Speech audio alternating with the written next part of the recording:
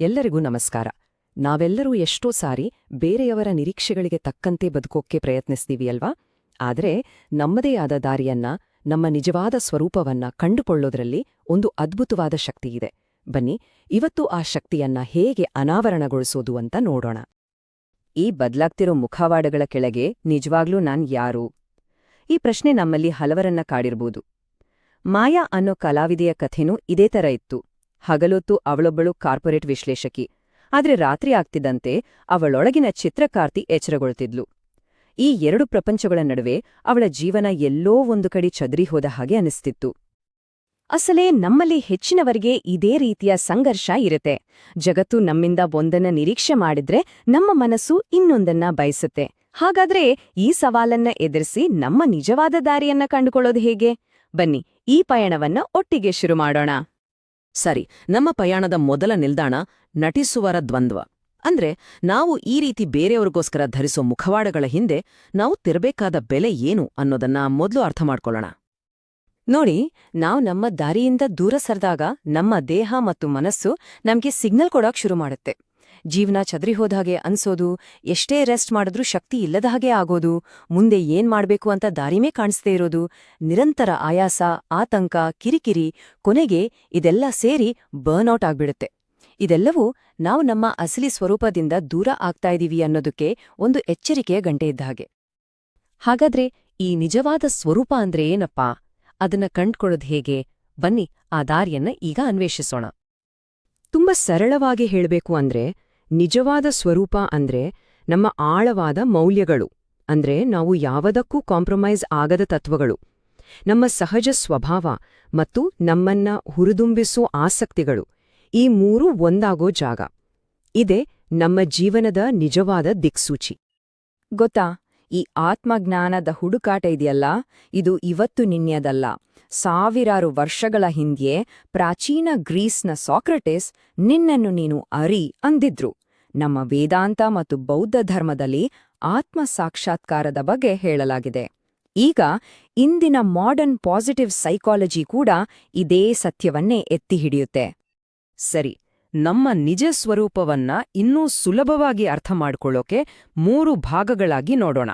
ಮೊದಲನೇದು ನಮ್ಮ ಮೂಲ ಮೌಲ್ಯಗಳು, ಎರಡನೇದು ನಮ್ಮ ಸಹಜ ಸ್ವಭಾವ ಅಂದ್ರೆ ನಮ್ಮ ನ್ಯಾಚುರಲ್ ಟೆಂಡೆನ್ಸಿ, ಮತ್ತು ಮೂರನೇದು ನಮ್ಮ ಆಸಕ್ತಿಗಳು ಮತ್ತು ಪ್ರತಿಭೆಗಳು. ಯಾವ ಕೆಲಸ ಮಾಡಿದ್ರೆ ನಮಗೆ ನಿಜವಾದ ಖುಷಿ ಮತ್ತು ಜೀವಂತಿಕೆ ಸಿಗುತ್ತೋ ಅದು. ಈ 3 ಅಂಶಗಳು ಎಲ್ಲಿ ಒಂದಕ್ಕೊಂದು ಸೇರುತ್ತವೆಯೋ ಆ ಜಾಗ ಇದೆಯಲ್ಲ, ಅದೇ ನಮ್ಮ ಪ್ರಾಮಾಣಿಕತೆಯ ಕೇಂದ್ರವಲಯ ಅಥವಾ ಕೋರ್ ಝೋನ್ ಆಫ್ ಒಥೆಂಟಿಸಿಟಿ. ನಮ್ಮ ಜೀವನದ ಉದ್ದೇಶವನ್ನ ಕಂಡುಕೊಳ್ಳೋಕೆ ಕೀಲಿಕೈ ಇರೋದೇ ಇಲ್ಲಿ. ಸರಿ, ಇಷ್ಟೊತ್ತು ಥ್ಯೋರಿ ಬಗ್ಗೆ ಮಾತಾಡಿದ್ವಿ. ಈಗ ಅದನ್ನ ಪ್ರಾಕ್ಟಿಕಲ್ ಆಗಿ ಕಾರ್ಯರೂಪಕ್ಕಿಳಿಸೋ ಸಮಯ. ನಮ್ಮ ಅಸಲಿಯತ್ತಿನ ದಾರಿಯಲ್ಲಿ ನಾವಿಡಬೇಕಾದ ಹೆಜ್ಜೆಗಳ್ಯಾವು? ನೋಡೋಣ ಬನ್ನಿ. ಮೊದಲನೇ ಹೆಜ್ಜೆ ಸ್ವಲ್ಪ ಆತ್ಮಾವಲೋಕನ. ನಮ್ಮ ದಿನನಿತ್ಯದ ಜೀವನದಲ್ಲಿ ನಾವು ಬೇರೆ ಬೇರೆ ಪಾತ್ರಗಳನ್ನ ನಿಭಾಯಿಸ್ತೀವಿ. ಅದರಲ್ಲಿ ಯಾವ ಪಾತ್ರಗಳು ಮತ್ತು ಮುಖವಾಡಗಳು ನಮಗೆ ಕೃತಕ ಅಂದ್ರೆ ಅಸಲಿ ಅಲ್ಲ ಅಂತ ಅನ್ಸುತ್ತೆ? ಇದಕ್ಕೆ ಒಂದು ಸಿಂಪಲ್ ಆದ ಎಕ್ಸಸೈಸ್ ಇದೆ. ನಮ್ಮ ಜೀವನದ ಬೇರೆ ಬೇರೆ ಪಾತ್ರಗಳನ್ನ ಒಂದು ಕಡೆ ಲಿಸ್ಟ್ ಮಾಡೋದು. ಉದಾಹರಣೆಗೆ ಮ್ಯಾನೇಜರ್, ಪೋಷಕ, ಸ್ನೇಹಿತ, ಹೀಗೆ. ಪ್ರತಿಯೊಂದು ಪಾತ್ರಕ್ಕೂ 1 ರಿಂದ 5ವರೆಗೆ ಪ್ರಾಮಾಣಿಕತೆಯ ಸ್ಕೋರ್ ಕೊಡೋದು. ಯಾವ ಪಾತ್ರಗಳಲ್ಲಿ ಸ್ಕೋರ್ ಕಡಿಮೆ ಇದೆಯೋ ಅಲ್ಲಿ ಬದಲಾವಣೆಯ ಅವಶ್ಯಕತೆ ಇದೆ ಅಂತ ಅರ್ಥ. ಇದು ನಮ್ಮನ್ನ ನಾವೇ ಅರ್ಥ ಮಾಡ್ಕೊಳ್ಳಕ್ಕೆ ಒಂದು ಒಳ್ಳೆ ದಾರಿ. ಮನಸ್ಥಿತಿಯನ್ನ ಬದಲಾಯಿಸ್ಕೊಳ್ಳೋದು ಇಲ್ಲಿ ತುಂಬಾನೇ ಮುಖ್ಯ. ಫಿಕ್ಸ್ಡ್ ಮೈಂಡ್ಸೆಟ್ ಇರೋರು ಅಯ್ಯೋ ನಾನ್ ಸೋತೋದೆ ಅಂತ ಯೋಚಿಸಿದ್ರೆ, ಗ್ರೋತ್ ಮೈಂಡ್ಸೆಟ್ ಇರೋರು ಇಲ್ಲಿ ನಾನೇನ್ ಕಲಿಬಹುದು ಅಂತ ಕೇಳ್ತಾರೆ. ಸವಾಲುಗಳನ್ನ ಒಂದು ಬೆದರಿಕೆ ಅಂತ ನೋಡೋದ್ಕಿಂತ ಅದನ್ನೊಂದು ಪ್ರಯೋಗ ಅಂತ ನೋಡಿದಾಗ ನಿಜವಾದ ಬೆಳವಣಿಗೆ ಸಾಧ್ಯ ಆಗುತ್ತೆ. ಭಾವನಾತ್ಮಕವಾಗಿ ಸ್ಥಿರವಾಗಿರಲು 2 ಶಕ್ತಿಶಾಲಿ ಅಭ್ಯಾಸಗಳನ್ನ ರೂಢಿಸ್ಕೊಳ್ಳಬಹುದು. ಮೊದಲನೇದು ನಕಾರಾತ್ಮಕ ದೃಶ್ಯೀಕರಣ. ನಮಗೆ ತುಂಬಾನೇ ಅಮೂಲ್ಯವಾದದ್ದನ್ನ ಕಳೆದುಕೊಂಡ ಹಾಗೆ ಒಂದು ಕ್ಷಣ ಕಲ್ಪಿಸ್ಕೊಳ್ಳೋದು.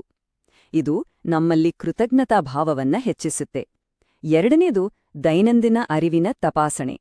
ಅಂದ್ರೆ ಬೆಳಿಗ್ಗೆ ಒಂದು ಸಂಕಲ್ಪ ಮಾಡೋದು, ಮಧ್ಯಾಹ್ನ 1-2 ನಿಮಿಷ ವಿರಾಮ ತಗೊಳ್ಳೋದು, ಮತ್ತೆ ರಾತ್ರಿ ಮಲ್ಗೋ ಮುಂಚೆ ದಿನದ ಬಗ್ಗೆ ಯೋಚಿಸೋದು. ಇದು ನಮ್ಮನ್ನ ಹೆಚ್ಚು ಜಾಗೃತರನ್ನಾಗಿ ಮಾಡುತ್ತೆ. ಇಷ್ಟೆಲ್ಲ ಮಾಡಿದ್ಮೇಲೆ ಇದರ ಪರಿಣಾಮ ಏನಾಗ್ಬೋದು? ನಾವು ನಮ್ಮ ನಿಜವಾದ ದಾರಿಯಲ್ಲಿ ನಡೆದಾಗ ಜಗತ್ತಿನ ಮೇಲೆ ಅದರ ಪ್ರಭಾವ ಹೇಗಿರುತ್ತೆ ಅನ್ನೋದನ್ನ ಈಗ ನೋಡೋಣ.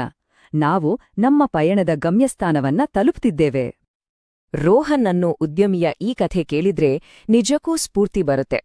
ಆಟಿಸಂ ಇದ್ದ ಕಾರಣ ಸಾಂಪ್ರದಾಯಿಕ ಕ್ಲಾಸ್ರೂಮ್ಗಳಲ್ಲಿ ಅವರಿಗೆ ಕಷ್ಟ ಆಗ್ತಿತ್ತು. ಅವರಲ್ಲಿದ್ದ ಹೈಪರ್ ಫೋಕಸ್ ಅನ್ನೋದನ್ನ ಒಂದು ಸಮಸ್ಯೆಯಾಗಿ ನೋಡಲಾಗಿತ್ತು. ಆದ್ರೆ ಅದನ್ನೇ ಅವರು ತಮ್ಮ ಅತಿದೊಡ್ಡ ಶಕ್ತಿಯನ್ನಾಗಿಸ್ಕೊಂಡು ಕೋಡಿಂಗ್ನಲ್ಲಿ ಅದ್ಭುತ ಕೌಶಲ್ಯ ಬೆಳೆಸ್ಕೊಂಡು ನ್ಯೂರೋಕೋಡ್ ಅನ್ನೋ ಒಂದು ಪ್ಲಾಟ್ಫಾರ್ಮ್ ಶುರು ಮಾಡಿದ್ರು. ಕೇವಲ ಮೊದಲನೇ ವರ್ಷದಲ್ಲಿ ನ್ಯೂರೋಕೋಡ್ 40 ಬಿಸ್ನೆಸ್ಗಳಿಗೆ ಸೇವೆ ನೀಡಿತು. ಯೋಚನೆ ಮಾಡಿ, ತನ್ನ ನಿಜವಾದ ಸ್ವರೂಪವನ್ನ ಅಪ್ಕೊಂಡಾಗ ಆಗೋ ಪರಿಣಾಮ ಇದು. ಇದು ಕೇವಲ ಒಬ್ಬ ವ್ಯಕ್ತಿಯ ಕಥೆಯಲ್ಲ, ಒಂದು ಇಡೀ ಸಮುದಾಯ ಕೂಡ ಇದೇ ರೀತಿ ಬದಲಾಗಬಹುದು. ಅದಕ್ಕೊಂದು ಅದ್ಭುತ ಉದಾಹರಣೆ ದ ಗ್ರೀನ್ ವ್ಯೂ ಕಲೆಕ್ಟಿವ್. ತಮ್ಮ ಸಾಮೂಹಿಕ ಮೌಲ್ಯಗಳು ಮತ್ತು ಕೌಶಲ್ಯಗಳನ್ನ ಒಟ್ಟಿಗೆ ಸೇರಿಸಿ ಒಂದು ಇಡೀ ಹಳ್ಳಿಯನ್ನೇ ಹೇಗೆ ಪರಿವರ್ತಿಸಿದ್ರು ಅಂತೆ ನೋಡೋಣ. ನೋಡಿ, ಈ ಯೋಜನೆಯಿಂದ ಏನಾಯ್ತು ಅಂತ. 50 ಜನ ಕುಶಲಕರ್ಮಿಗಳು ಇವತ್ತು ಸ್ಥಿರವಾದ ಆದಾಯವನ್ನ ಗಳಿಸ್ತಿದ್ದಾರೆ. ಅವರ ಆದಾಯದಲ್ಲಿ ಕೇಳಿದ್ರೆ ಆಶ್ಚರ್ಯ ಆಗುತ್ತೆ, 70% ಹೆಚ್ಚಳವಾಗಿದೆ. ಇದು ಆರ್ಥಿಕ ಸಬಲೀಕರಣಕ್ಕೆ ಒಂದು ಸ್ಪಷ್ಟ ಚಿತ್ರಣ. ಅಷ್ಟೇ ಅಲ್ಲ, ಕೇವಲ 6 ತಿಂಗಳಲ್ಲಿ 5 ಟನ್ ಕೃಷಿ ತ್ಯಾಜ್ಯವನ್ನ ಮರುಬಳಕೆ ಮಾಡಲಾಗಿದೆ. ಅಂದ್ರೆ ಇದು ಪರಿಸರಕ್ಕೂ ಪೂರಕ, ಸಾಮಾಜಿಕವಾಗಿಯೂ ಆರ್ಥಿಕವಾಗಿಯೂ ಮತ್ತು ಪರಿಸರದ ದೃಷ್ಟಿಯಿಂದಲೂ ಒಂದು ದೊಡ್ಡ ಬದಲಾವಣೆ. ಕೊನೆಗೆ ಈ ಒಂದು ಮಾತು ಎಲ್ಲವನ್ನೂ ಹೇಳುತ್ತೆ. ನಿಮ್ಮ ಸ್ವಂತ ಸ್ವಭಾವದೊಂದಿಗೆ ನೀವು ಸಾಮರಸ್ಯದಿಂದ ಬದುಕಿದಾಗ ನಿಜವಾದ ಸ್ವಾತಂತ್ರ್ಯ ಸಿಗ್ತದೆ. ಇವತ್ತಿನ ನಮ್ಮ ಇಡೀ ಚರ್ಚೆಯ ಸಾರಾಂಶವೇ ಇದು. ಹಾಗಾದ್ರೆ ನಮ್ಮೆಲ್ಲರ ಈ ಪ್ರಾಮಾಣಿಕತೆಯ ಪಯಣವನ್ನ ಶುರು ಮಾಡಕ್ಕೆ ಇವತ್ತು ನಾವು ಇಡಬಹುದಾದ ಆ ಒಂದು ಸಣ್ಣ ಅಸಲಿ ಹೆಜ್ಜೆ ಯಾವುದು? ಯೋಚನೆ ಮಾಡೋಣ ಅಲ್ವಾ? ಮತ್ತು ಆ ಹೆಜ್ಜೆಯನ್ನ ಇಡೋಣ.